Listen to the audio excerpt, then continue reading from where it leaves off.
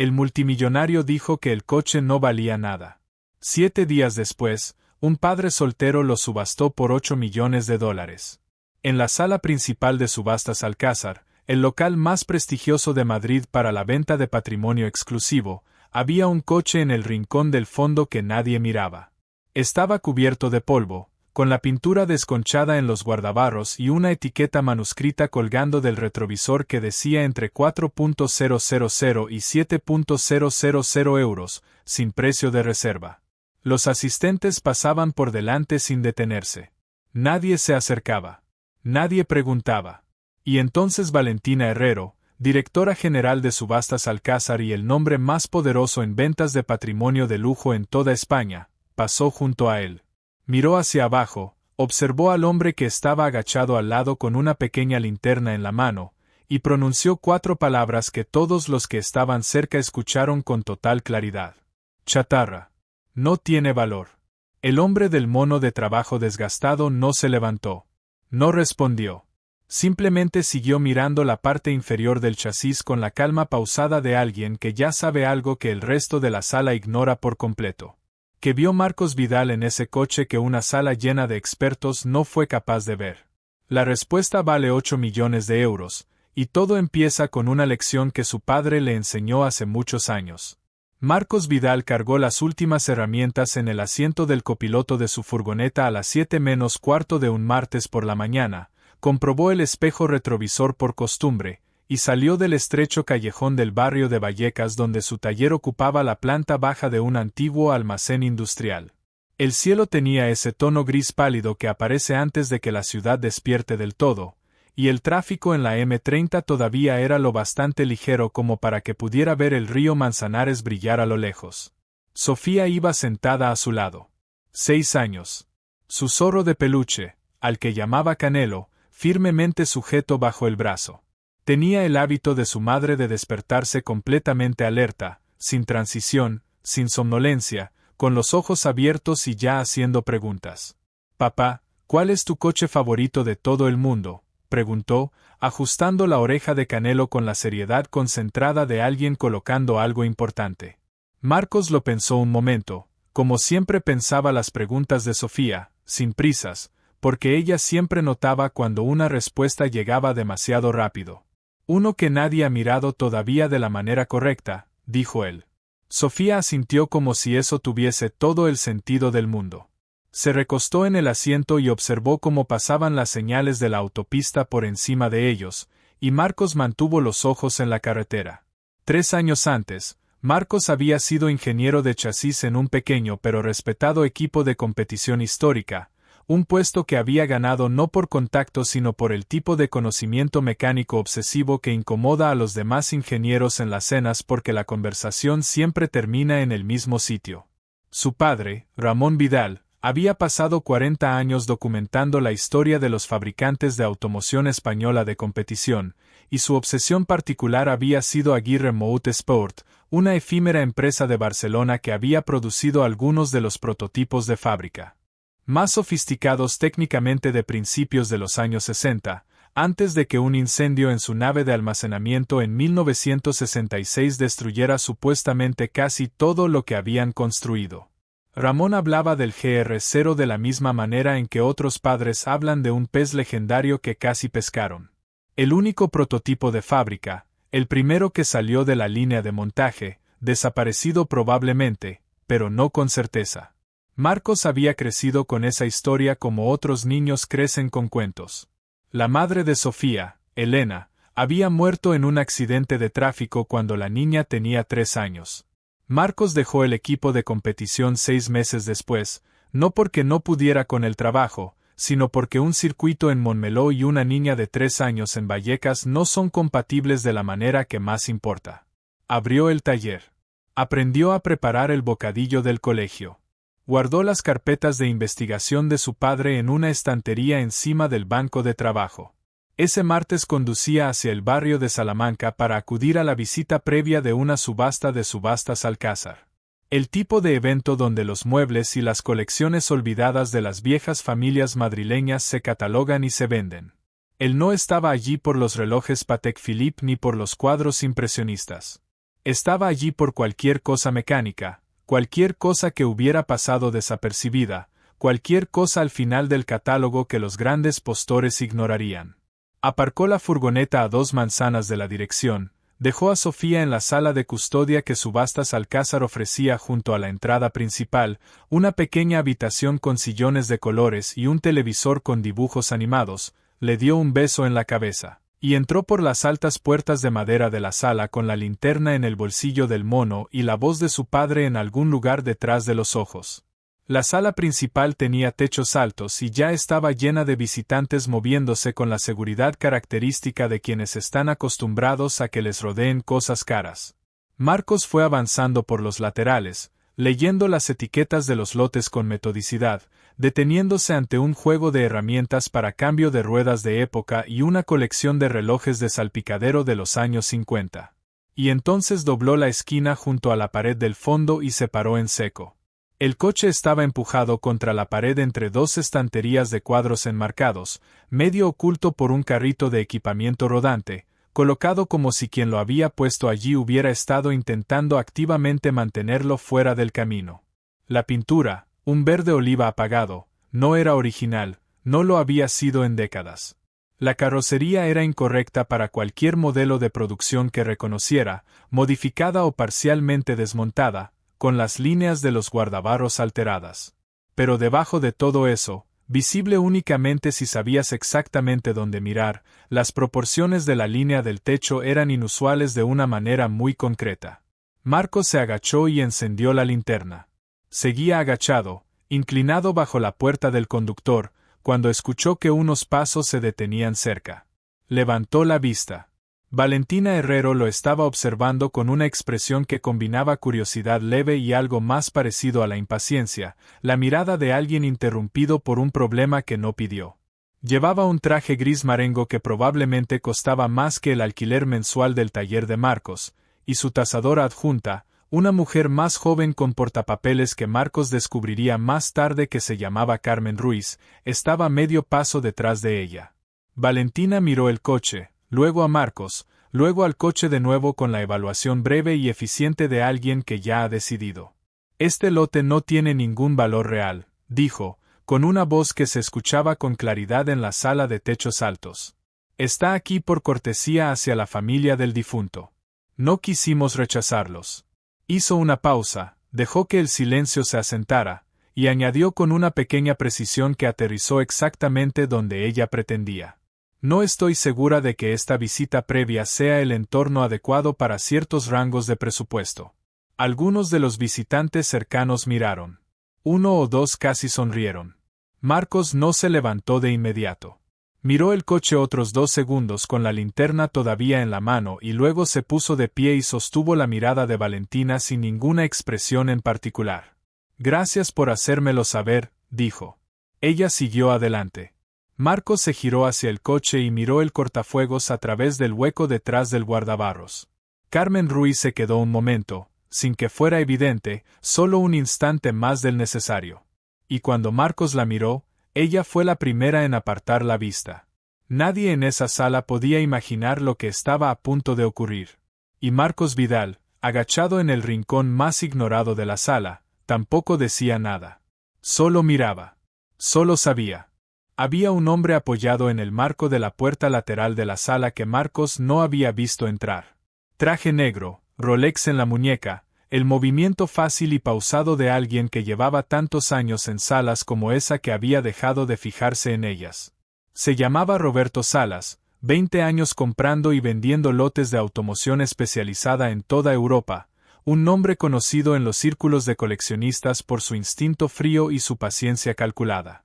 Roberto miró el lote con la ojeada rápida y entrenada de alguien buscando algo que valga la pena rescatar. No encontró nada que le interesara. Y siguió caminando hacia la puerta de salida. Marcos lo observó marcharse. Luego metió la linterna en el bolsillo y caminó hacia el mostrador de registro. Esa noche, después de que Sofía se quedara dormida, Marcos trabajó solo en el taller. Los focos LED del techo convertían el espacio en un blanco limpio y sin sombras, y él se movió alrededor del coche en un patrón lento de afuera hacia adentro, el mismo método que su padre había utilizado siempre, empezando por la carrocería y trabajando hacia lo que la carrocería estaba ocultando. Las soldaduras de la estructura interior fueron lo primero. No eran trabajo de aficionado, ni automatización de cadena de montaje. Eran soldaduras de puntos aplicadas a mano con un patrón de espaciado que correspondía a un periodo específico y a un nivel específico de fabricación. Construcción profesional de equipo de competición, principios de los años 60. Lo fotografió todo con el móvil, cada encuadre compuesto con suficiente cuidado para que la resolución aguantara bajo ampliación. Trabajó sin música, que era su costumbre cuando algo requería el tipo de concentración que el sonido interrumpe. Abrió el capó. El bloque motor estaba en el compartimento con la autoridad tranquila de algo construido para hacer una cosa específica extremadamente bien. Inclinó la linterna hacia la cara izquierda del bloque, la superficie interior, la que la mayoría de la gente ignoraba porque daba al cortafuegos y exigía meter prácticamente la cabeza entera en el compartimento para verla. La marca de fundición estaba allí, presionada en el hierro, con numerales en relieve. Abril de 1963. Abril de 1963. Marcos no emitió ningún sonido. Sostuvo la luz fija y leyó la marca 3 veces. Su padre había descrito esa marca en una grabación de audio que Marcos había transferido al móvil años atrás y escuchado tantas veces que podía recitarla de memoria. Si alguna vez encuentras un bloque fundido en la primavera del 63 con el prefijo AGR en el chasis, busca la placa de chasis inmediatamente. No te detengas por nada. Retiró la cabeza del compartimento motor, se incorporó, y durante un momento simplemente respiró. La placa de chasis en la ubicación estándar había sido retirada. Los orificios de montaje estaban allí, ligeramente oscurecidos por el tiempo, el patrón de rosca intacto, pero vacío. Eso no era inusual en un coche que había pasado por muchas manos a lo largo de 60 años. Lo que importaba era la ubicación secundaria. Los coches de competición de fábrica de esa época casi siempre tenían un punto de identificación de respaldo. Un sello de seguridad aplicado por el equipo de construcción, colocado en algún sitio lo suficientemente incómodo como para que un desmontaje casual lo pasara por alto. Marcos retiró la guantera, 4 tornillos, 10 minutos de trabajo, y metió la mano en el hueco detrás de ella con una lámpara de mano. El sello estaba allí, cortado directamente en el larguero del chasis. 6 caracteres. AGR 0001. Marcos se sentó en el suelo del taller con la espalda apoyada en la rueda trasera y permaneció así un buen rato. AGR 0001. El número de chasis del Aguirre GR0, el único que jamás se construyó. El coche que los registros históricos decían que había ardido en el incendio del almacén de Aguirre Motorsport el 22 de febrero de 1966. Se levantó, volvió al cortafuegos y comprobó la tercera cosa. Detrás del compartimento motor, presionada entre las 2 capas de la estructura del cortafuegos, una barra de refuerzo soldada a mano recorría diagonalmente la sección superior. El ángulo de la soldadura no era perfectamente simétrico. No estaba destinado a serlo. Era la firma deliberada de un artesano que trabajaba por intuición en lugar de con plantilla. Aproximadamente 71 grados de ángulo.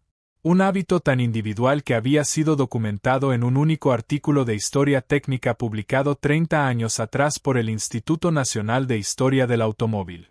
El autor del artículo había descrito la técnica como perteneciente exclusivamente a un hombre, el jefe de fabricación José María Llorente, que había soldado a mano cada prototipo de fábrica de Aguirre desde 1961 hasta 1966.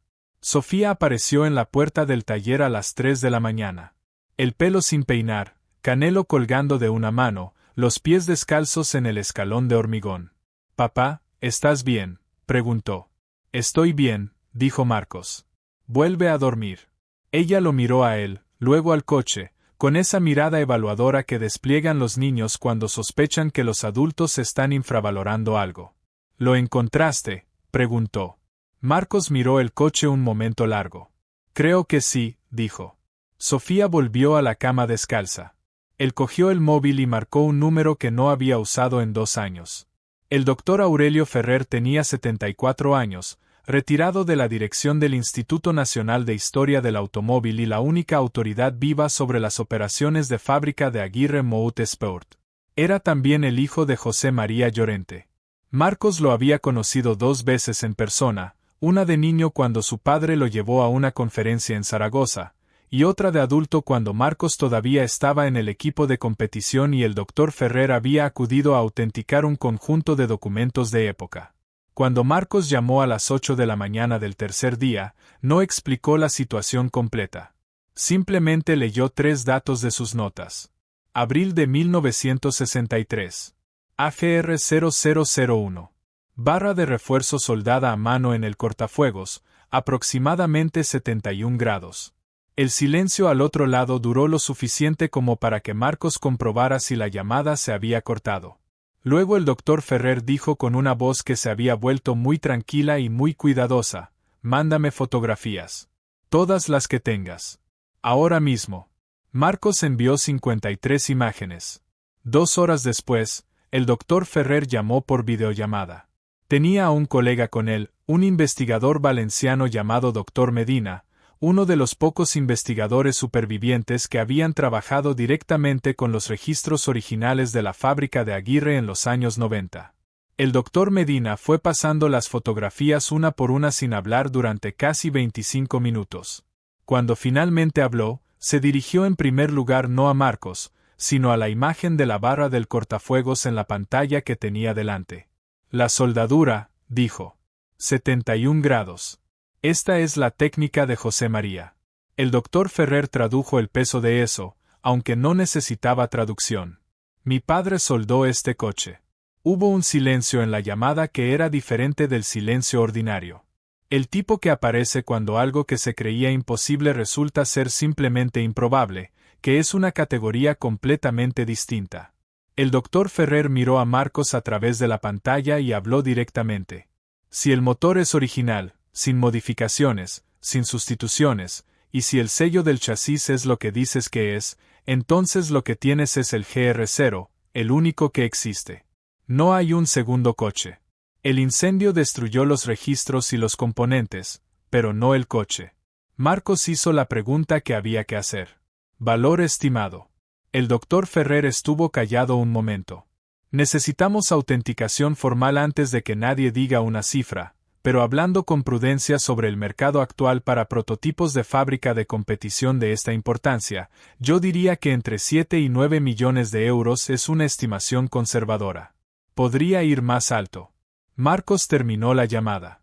Puso el móvil boca abajo en el banco de trabajo y se quedó de pie mirando por la ventana del taller hacia la calle estrecha. Al otro lado de la acera, Sofía estaba en el pequeño patio vallado junto al edificio, caminando a Canelo por el borde de la valla con gran concentración, narrando una historia para sí misma en voz demasiado baja para escucharla. Marcos la miró durante mucho tiempo. Y entonces todo cambió. Porque al quinto día, al llegar al taller por la mañana, encontró algo que no esperaba encontrar. Un sobre debajo de la puerta. Sin remitente. Solo su nombre escrito a mano en el exterior. Dentro había una nota con 3 líneas. «Sabemos lo que tienes. No lo subaste. Hay una oferta mejor esperándote».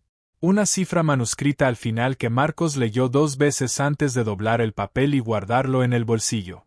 Alguien más sabía lo que había en ese taller.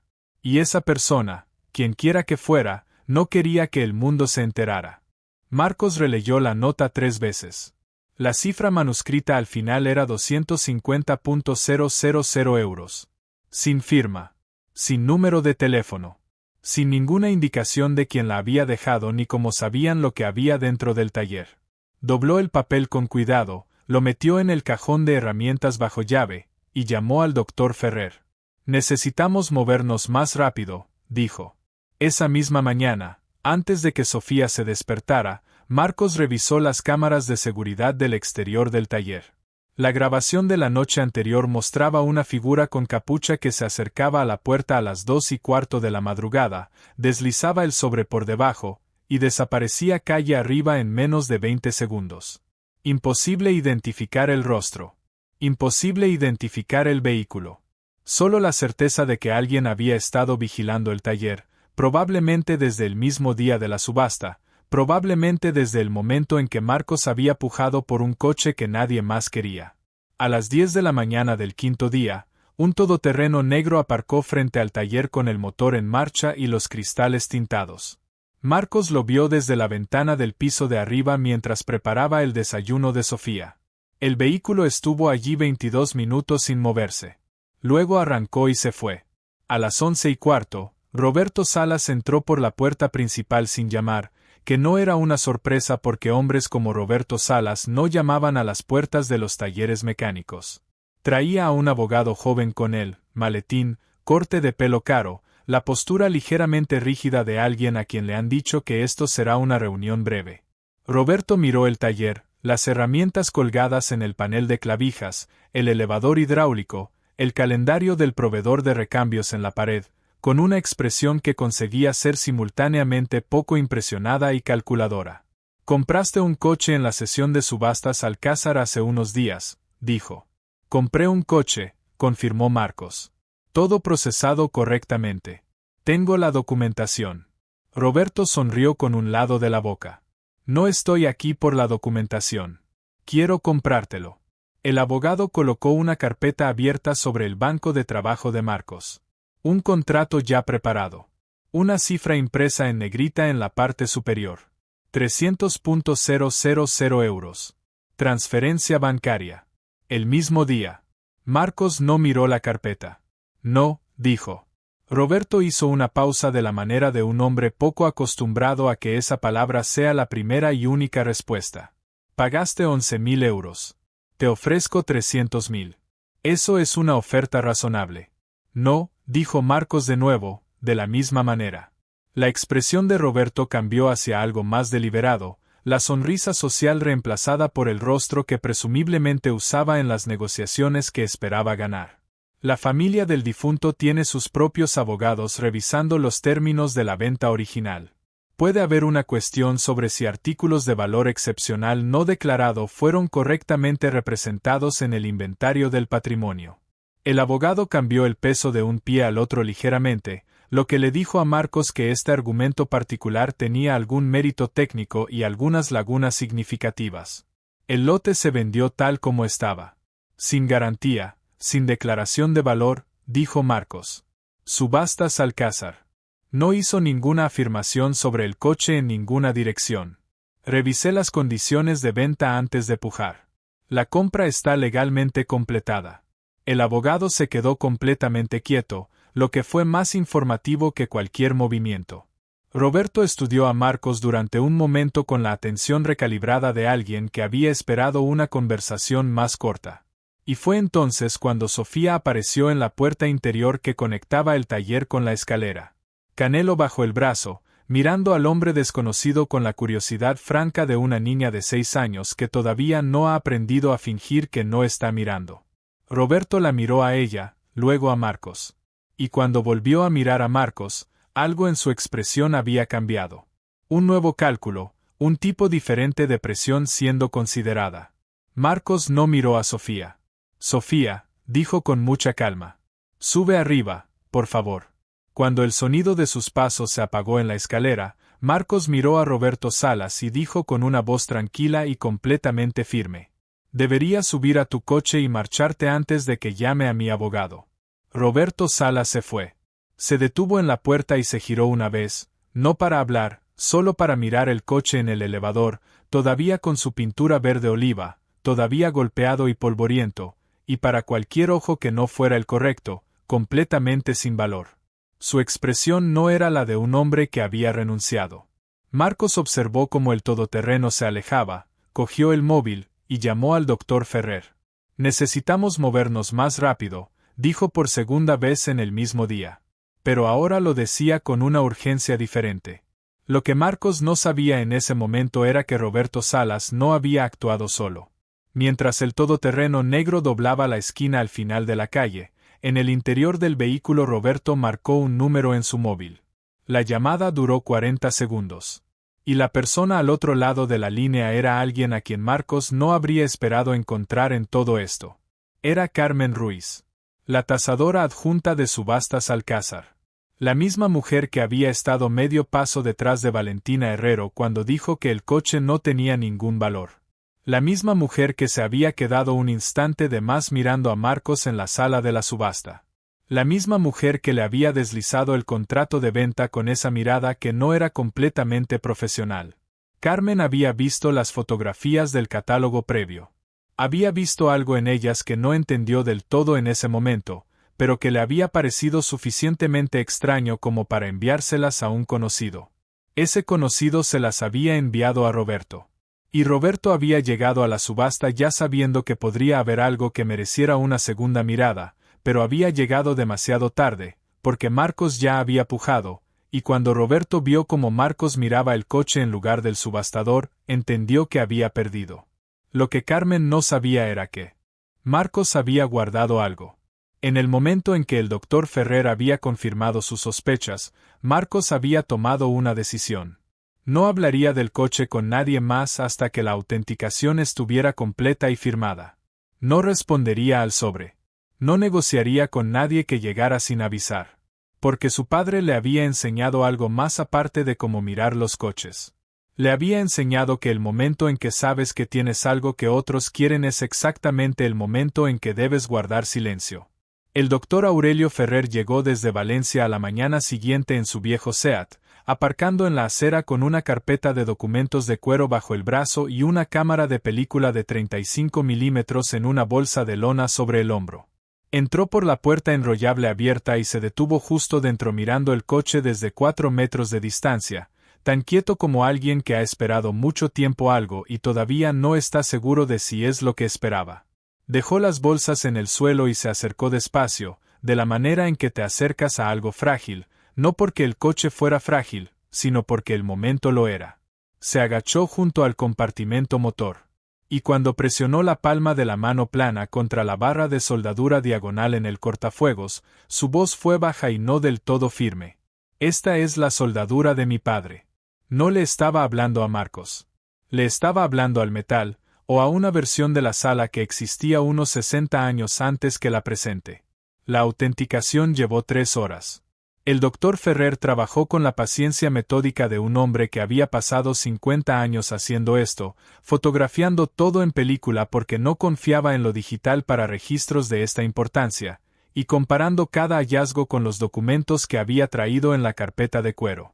Planos originales de la fábrica de Aguirre, los registros de construcción anotados a mano por su padre, un conjunto fragmentario de facturas de proveedores de 1962 y 1963. El sello del chasis coincidía. La fecha de fundición del bloque coincidía. La geometría de la soldadura coincidía. Y entonces el doctor Ferrer encontró algo que ni siquiera Marcos había encontrado, porque requería saber específicamente dónde mirar y porque podría estar allí. Metido en un estrecho hueco a lo largo del larguero interior del salpicadero, sujeto al acero de la estructura con un pequeño clip metálico, había un cilindro de fina carcasa de plástico, el tipo de estuche de conservación improvisado que un hombre cuidadoso podría construir con materiales disponibles en el almacén de una fábrica. Dentro del cilindro, enrollado alrededor de una pequeña varilla de madera, había una hoja de papel. Era una ficha de construcción. Un registro de producción de fábrica fechado el 15 de abril de 1963.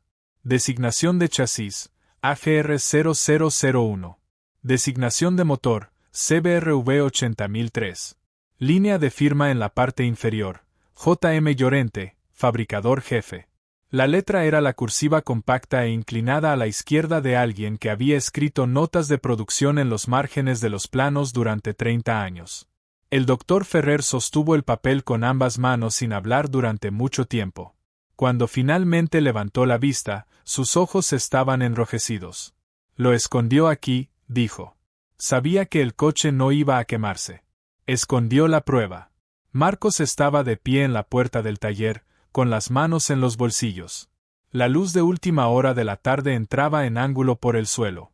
Sofía había bajado del piso de arriba y estaba de pie junto a él, su pequeña mano enrollada alrededor de 2 de sus dedos, mirando al hombre mayor en el banco de trabajo con la gravedad de una niña que entiende que algo importante está ocurriendo aunque no pueda nombrarlo. A las 5 de la tarde, el doctor Ferrer había firmado y notariado el certificado de autenticación formal. El documento declaraba en el lenguaje preciso e inequívoco de alguien que había pasado una carrera preparándose para escribir exactamente esa frase, que el vehículo que llevaba el número de chasis AGR 0001, el bloque motor fundido en abril de 1963, y la ficha de construcción de fábrica firmada por José María Llorente, era el prototipo de fábrica Aguirre GR0, el único ejemplo superviviente, y que su valor de mercado justo estimado en el mercado actual de automóviles de colección se situaba entre 7.500.000 y 9.000.000 de euros, con potencial para un precio realizado más alto en subasta dada la singularidad histórica de la pieza. El doctor Ferrer estrechó la mano de Marcos en la puerta principal, sosteniéndola un momento antes de soltarla. ¿Cómo lo encontraste?, preguntó. Marcos miró hacia abajo a Sofía, que estaba equilibrando a Canelo en lo alto de su cabeza con gran concentración. Mi padre me enseñó a mirar, dijo. El doctor Ferrer asintió, se subió a su SEAT, y condujo hacia el sur en el atardecer temprano.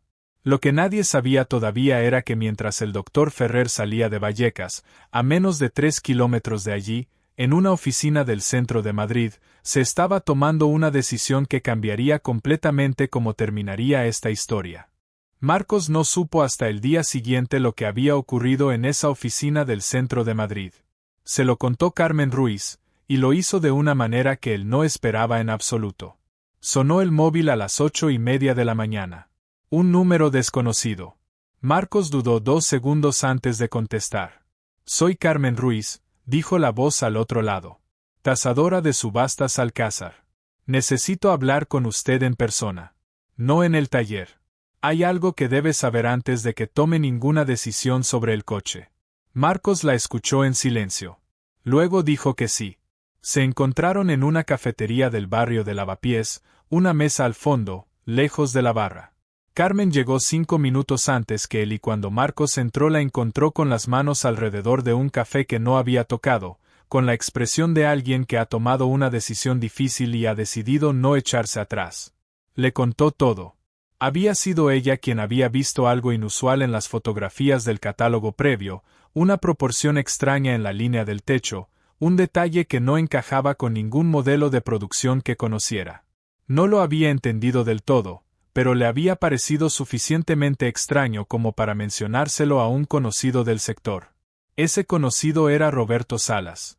Y Roberto había llegado a la subasta sabiendo que podría haber algo interesante en el lote 47, pero había llegado demasiado tarde. Lo que Roberto le había dicho la noche anterior en esa llamada de 40 segundos la había dejado sin dormir. Roberto no quería comprarle el coche a Marcos para revenderlo. Roberto representaba a un comprador privado, un coleccionista alemán con residencia en Suiza que llevaba años buscando discretamente cualquier rastro del GR0. Ese comprador estaba dispuesto a pagar una cantidad significativa, pero la condición era que la venta fuera completamente privada, sin subasta, sin registros públicos, sin que el mundo del coleccionismo supiera que el coche había aparecido. El coche desaparecería de nuevo, esta vez en una colección privada en algún lugar de Europa Central, y nadie volvería a verlo. Carmen hizo una pausa. Miró el café que no había tocado. No quiero que eso ocurra, dijo. Este coche es patrimonio. No debería desaparecer en una cámara acorazada privada. Por eso estoy aquí. Marcos la miró durante un momento largo. Y entonces le hizo la única pregunta que importaba. ¿Por qué me lo dices a mí y no a Valentina Herrero? Carmen levantó la vista. Porque Valentina ya lo sabe. Roberto se reunió con ella anoche. Le ofreció a Subastas Alcázar una comisión privada por facilitar el contacto con usted y convencerle de vender de manera privada. No sé qué decidió ella. Solo sé que esta mañana cuando llegué a la oficina había una reunión a puerta cerrada y nadie me dijo de qué se trataba. Marcos salió de la cafetería 10 minutos después. Caminó 3 manzanas sin coger el móvil. Luego se paró en la acera, miró el cielo gris de Madrid sobre los tejados, y tomó su propia decisión. Llamó directamente a la línea principal de Subastas Alcázar. La llamada fue transferida 2 veces antes de llegar a Valentina Herrero directamente, lo cual era inusual para una llamada entrante no solicitada. Valentina contestó con la eficiencia practicada de alguien gestionando una agenda densa, y Marcos dijo lo que tenía que decir sin preámbulos. Era el propietario del Aguirre GR0. El coche había sido autenticado formalmente por el Dr. Aurelio Ferrer. Quería venderlo a través de Subastas Alcázar en una subasta dedicada de lote único. Y quería celebrarla el viernes. Hubo un silencio al otro lado de la línea que era diferente de las pausas de procesamiento de una conversación de negocios normal. Más largo y con una forma distinta. El silencio de alguien reordenando una imagen mental en lugar de recuperando información. El lote 47, dijo Valentina. Sí, dijo Marcos. Otro silencio. Cuando Valentina volvió a hablar, su voz había retenido su precisión profesional pero había perdido algo más, esa calidad particular de autoridad controlada que había estado presente en cada intercambio anterior, el equivalente vocal de mirar a alguien desde una altura. Necesitaré ver los documentos de autenticación, dijo. El Dr. Ferrer está disponible para una llamada directa si lo necesita. Se escuchó el sonido de algo siendo colocado cuidadosamente sobre una superficie dura. Organizaremos una sesión especial, dijo. El viernes. Nos encargamos de toda la preparación por nuestra parte. Marcos dijo gracias y terminó la llamada. Lo que Valentina no le dijo en esa conversación, lo que Marcos solo descubriría más tarde, era que Roberto Salas había estado sentado en su despacho la noche anterior durante 45 minutos. Le había presentado la propuesta del comprador privado con todos los detalles. La comisión que le ofrecían a Subastas Alcázar era considerable. Y Valentina lo había escuchado hasta el final, con la misma atención meticulosa con que escuchaba todas las propuestas, sin interrumpirlo ni una sola vez. Y luego le había dicho que no.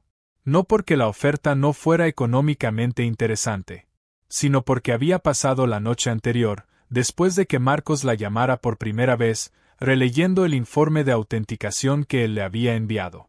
Y en algún momento de esa lectura, algo había cambiado en su manera de ver lo que había ocurrido en la sala de la subasta el martes por la mañana. El hombre agachado con la linterna. Las 4 palabras que ella había pronunciado en voz alta delante de todos. La niña pequeña en la sala de cuidados que no sabía que su padre acababa de descubrir algo que cambiaría su vida. Valentina Herrero había construido su reputación sobre la capacidad de ver el valor donde otros no lo veían. Y en esa sala, el martes por la mañana, había fallado de la manera más visible posible. No podía deshacer eso. Pero podía decidir lo que ocurría a continuación. El comunicado de prensa de Subastas Alcázar salió el jueves a las 8 de la mañana. Sesión especial de lote único. 1963 Aguirre GR0. Único prototipo de fábrica superviviente. Autenticado por el Dr. Aurelio Ferrer. 12 postores internacionales se registraron para acceso remoto antes del mediodía. La sala principal de subastas tenía más gente a las 11:30 que en cualquiera de sus grandes ventas de primavera. Roberto Salas llamó al móvil de Marcos a las 9 de la mañana del jueves. Marcos vio el número en la pantalla. No contestó. Le llegó un mensaje de texto 10 minutos después. Una cifra. 1.200.000 euros. Oferta final, privada, hoy. Marcos leyó el mensaje una vez, apagó la pantalla, y fue a preparar el desayuno de Sofía. Esa tarde, mientras Sofía hacía los deberes sentada en el taburete alto junto al banco de trabajo y Marcos revisaba los papeles de la subasta del día siguiente, su hija levantó la vista del cuaderno y le preguntó algo que él no esperaba. «Papá, ese señor que vino el otro día, el del traje negro, ¿va a volver?», preguntó. Marcos dejó los papeles. La miró. «No», dijo. «No va a volver». Sofía asintió con la seriedad de alguien registrando una información importante. Luego volvió al cuaderno. «Bien», dijo en voz baja, casi para sí misma. Porque Canelo no le gustó nada. Marcos la miró un momento más de lo necesario. Luego volvió a los papeles con algo que no era exactamente una sonrisa pero que se le parecía bastante. Esa noche, después de que Sofía se durmiera, Marcos bajó al taller y se quedó de pie delante del coche durante un buen rato sin encender ninguna luz.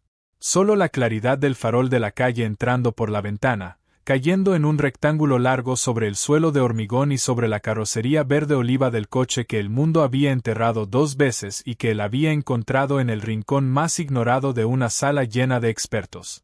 Pensó en su padre.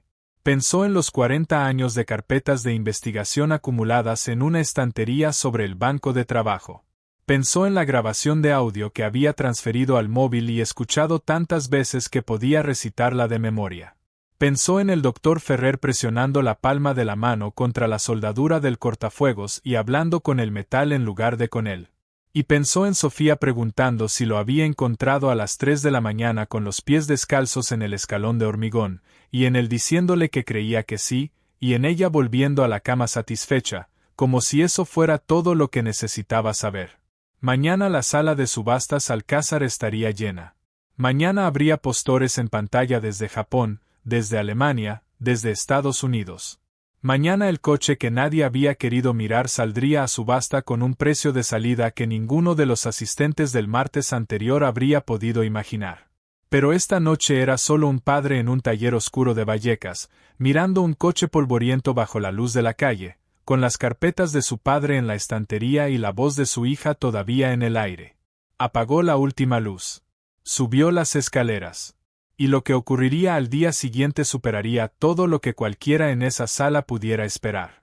Marcos cruzó el puente hacia el centro de Madrid en la misma furgoneta de siempre. Sofía iba a su lado con Canelo en el regazo y un vestido azul marino que ella misma había elegido esa mañana con la seriedad de alguien tomando una decisión importante. Marcos llevaba una camisa blanca de botones y pantalón oscuro. Sin traje, sin corbata, nada que lo hiciera irreconocible para cualquiera que lo hubiera visto 3 días antes agachado en un mono de trabajo junto a un coche que nadie quería. Aparcó la furgoneta a 2 manzanas. Cogió la mano de Sofía.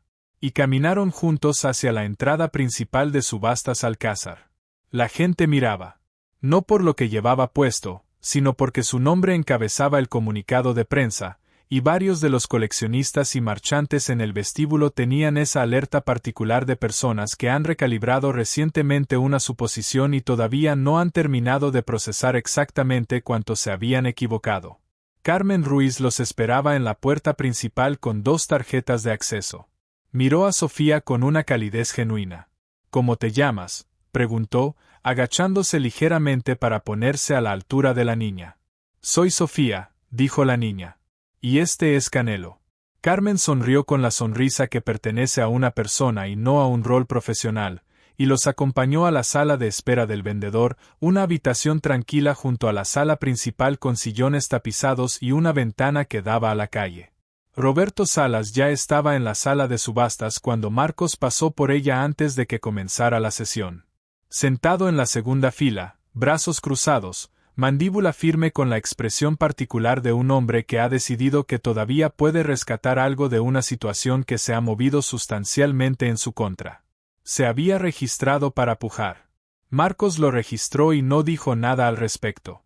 El doctor Ferrer estaba en la primera fila con su carpeta de documentos de cuero en el asiento de al lado, mirando el coche, que había sido traído sobre una plataforma baja, limpiado con cuidado pero sin restaurar, cada superficie original intacta y honesta, con la atención paciente de alguien sentado con un amigo muy antiguo.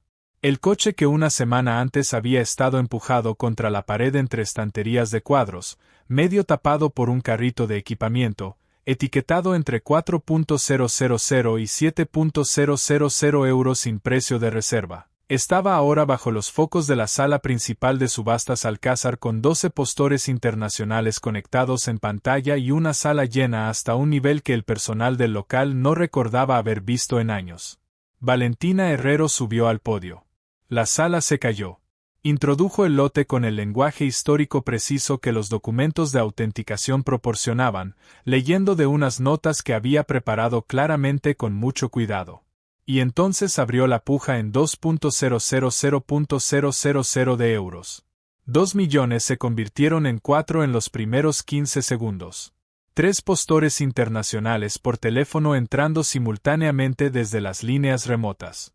4 millones se convirtieron en 5.800.000 antes de que hubieran transcurrido 30 segundos. Roberto Salas levantó su paleta en 6 millones y la cifra lo superó antes de que terminara de bajar el brazo. 6.500.000 desde una pantalla con un postor japonés. 7 millones desde Roberto. 7.800.000 desde la pantalla. Roberto, 8 millones. La pantalla se quedó en silencio. Valentina miró la sala con la voz firme. 8 millones a la una. Ningún movimiento desde las pantallas. Ningún movimiento desde la sala. Marcos estaba de pie junto a la pared lateral con una mano apoyada en el hombro de Sofía. Ella no entendía los números. Eran demasiado grandes, demasiado abstractos, fuera de la escala de cualquier cosa en su vida cotidiana. Pero estaba mirando la cara de su padre y leyendo lo que había allí con la agudeza que desarrollan los niños cuando han aprendido a prestar mucha atención a los adultos de los que dependen. 8 millones a las 2. La sala contuvo el aliento. Y entonces ocurrió algo que nadie esperaba. Una de las pantallas volvió a iluminarse. No el postor japonés. Un nuevo postor que no había intervenido en toda la subasta, identificado solo por un número de registro, conectado desde una ubicación que el sistema indicaba como Ginebra. 8.500.000. La sala exhaló en un murmullo colectivo. Roberto Salas levantó la paleta de nuevo. 9 millones. La pantalla de Ginebra, 9.300.000.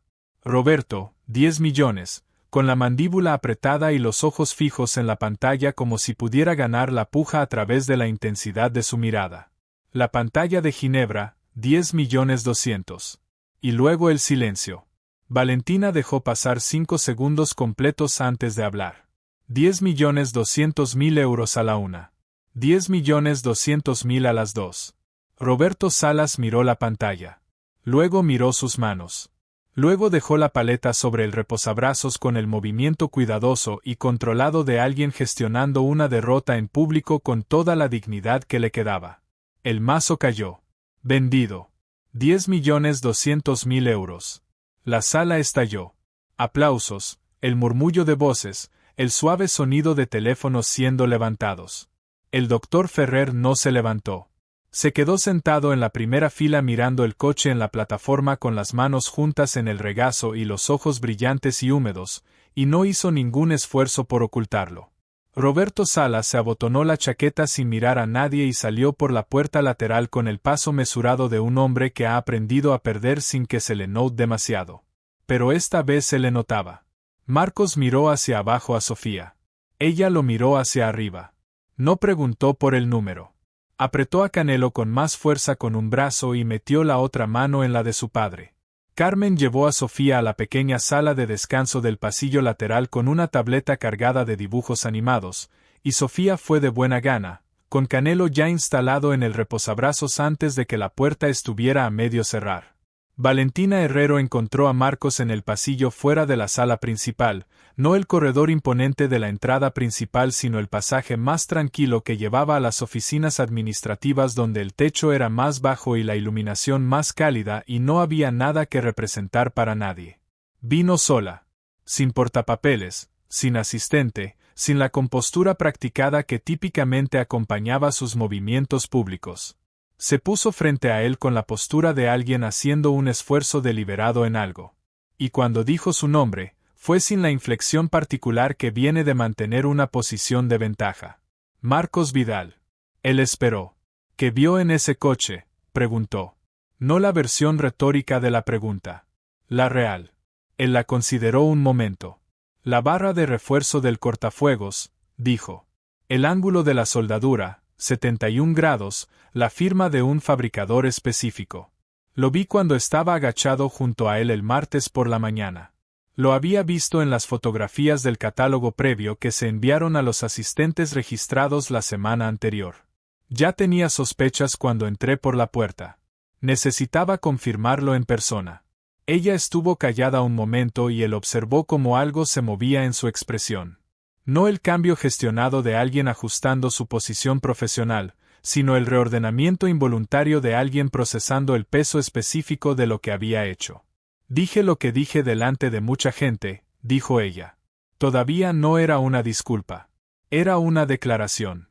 Ofrecida con precisión. Lo hiciste, dijo Marcos. Ella lo miró fijamente. Tu hija estaba allí. Sofía ha visto muchas cosas, dijo Marcos, y su voz no era perdonadora ni dura, simplemente honesta, de la manera en que muy pocas personas son honestas cuando tienen algo que perdonar y eligen no convertirlo en teatro. Sabe que tener razón no significa que la gente te vaya a creer de inmediato. Lo está aprendiendo. Eso está bien. Valentina sostuvo su mirada un momento más de lo que era estrictamente cómodo. Tu padre, ¿qué hacía? Falleció hace 4 años. Era ingeniero. Pasó la mayor parte de su vida mirando cosas en las que otros habían dejado de fijarse. ¿Y tú? Marcos miró hacia la puerta de la sala de descanso donde estaba Sofía. Quiero a mi hija, dijo simplemente. Los coches son la manera en que cuido de eso como es debido. Valentina se quedó un momento en la quietud particular de alguien que acaba de escuchar algo que no requiere respuesta y lo sabe. Le enviaré una carta formal de disculpa el lunes, dijo. No es necesario, dijo Marcos. No era frialdad ni magnanimidad representada. Solo la declaración de un hombre que había decidido el martes por la mañana agachado en una sala polvorienta que no tenía ningún uso para las opiniones ajenas sobre lo que él podía ver. Pero si quieres enviarla, es tu decisión. Le hizo un pequeño gesto con la cabeza y fue a buscar a su hija. Pasaron 2 semanas. Marcos no cambió el taller. No compró una furgoneta nueva. No puso un letrero nuevo en la fachada del edificio. Abrió una cuenta fiduciaria para Sofía en la cooperativa de crédito a 3 manzanas de distancia, una cantidad significativa reservada en una estructura que le daría opciones cuando fuera lo suficientemente mayor como para necesitarlas y sin condiciones atadas a ninguna de ellas. Guardó el resto en una cuenta comercial e hizo planes para ampliar el taller en un módulo más, lo que le permitiría contratar a un segundo mecánico y dejar de trabajar solo todos los sábados. Nada en el exterior del edificio cambió. El mismo calendario del proveedor de recambios seguía en la pared. La misma cafetera con el asa agrietada estaba en el mismo estante. El doctor Ferrer pasó por el taller una última vez antes de volver a Valencia, llegando en el SEAT con un paquete plano bajo el brazo. Dentro había una fotografía antigua en blanco y negro. Suelo de fábrica. 1963. 2 hombres de pie junto a un coche que era inconfundiblemente el GR0 en su configuración de carreras original, con la carrocería intacta y perfecta. Uno de los hombres era José María Llorente, más joven de lo que Marcos lo había imaginado nunca, entornando ligeramente los ojos bajo la iluminación de la fábrica. El doctor Ferrer había escrito en el reverso con la misma cursiva compacta inclinada a la izquierda que su padre. Para el hombre que encontró lo que mi padre dejó atrás. Marcos la colgó en la pared sobre el banco de trabajo, entre un diagrama de cableado de un coupé de 1972 y una fotografía de su propio padre de pie frente a un coche de carreras en un paddock de Zaragoza a principios de los 90. 3 semanas después de la subasta, Marcos estaba tumbado de espaldas bajo el mismo coche de 1968, el sin nada especial, el que su dueño simplemente necesitaba que funcionara, cuando Sofía subió al taburete alto y empezó a colocar a Canelo encima del cofre de herramientas con precisión arquitectónica. ¿Qué estás haciendo hoy?, preguntó ella, como siempre preguntaba, como si la respuesta fuera a determinar algo importante. Mirando un coche, dijo Marcos desde debajo del chasis. ¿Es un buen coche?, preguntó. No lo sé todavía. Sigo mirando. Ella lo pensó. Como el coche sucio, dijo. Como el coche sucio, confirmó él. Sofía asintió satisfecha y volvió al arreglo de Canelo. Esa tarde, mientras cerraba el taller, el móvil vibró en el banco de trabajo. Un mensaje de texto de un número desconocido, aunque las iniciales al final identificaban al remitente sin ambigüedad. Quiero disculparme por lo que dije aquella mañana. No por lo que resultó ser el coche, sino porque juzgué antes de mirar y ahora sé lo que eso costó y lo que podría haber costado. VH. Marcos lo leyó una vez. Luego una segunda vez. Escribió una respuesta. Gracias por escribir esto. MV. Dejó el móvil en el banco, apagó las luces del techo, y se quedó un momento en la oscuridad del taller antes de subir las escaleras. Por la única ventana sobre el banco de trabajo, el farol de la calle proyectaba un rectángulo largo sobre el suelo, y en él, el coche de 1968 estaba en el elevador. Sin nada especial. Sin nada oculto. Solo un coche que necesitaba trabajo. Marcos lo miró un momento de todas formas. Por costumbre. La costumbre que su padre le había dado. La costumbre de mirar las cosas ordinarias el tiempo suficiente y con la atención suficiente como para que lo ordinario a veces resulte ser algo completamente distinto. Hay cosas ante las que la gente pasa porque no hay ninguna razón obvia para detenerse. Hay cosas que se quedan en el fondo de las salas etiquetadas y valoradas e ignoradas en gran medida, esperando a la única persona en la sala que sabe dónde mirar y por qué. La mayoría de la gente nunca conoce a esa persona. Y esa persona, tranquila, pausada, equivocada según el primer juicio del mundo y acertada según todos los que siguen, casi nunca se anuncia. Solo se agacha en el rincón de una sala polvorienta con una pequeña linterna, mira por debajo de un coche que todos los demás han descartado, y ve lo que ningún otro se tomó el tiempo de encontrar. Y esa noche, en un taller del barrio de Vallecas, con una fotografía nueva en la pared sobre el banco de trabajo y una niña de 6 años dormida arriba con un zorro de peluche bajo el brazo, el hijo de Ramón Vidal apagó la última luz y subió las escaleras a casa.